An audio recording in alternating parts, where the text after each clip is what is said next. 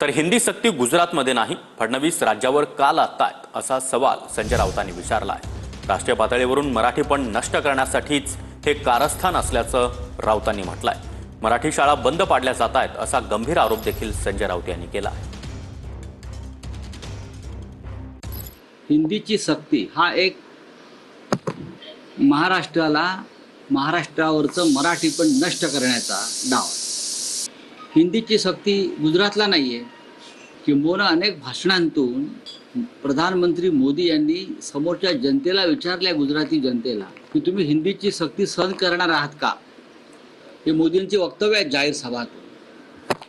मग हिंदीची सक्ती देवेंद्र फडणवीस महाराष्ट्रावर का लादतायत? खरं म्हणजे त्यांनी मराठी शाळा या अधिक अभिजात कशा होतील यासाठी कार्य केलं पाहिजे।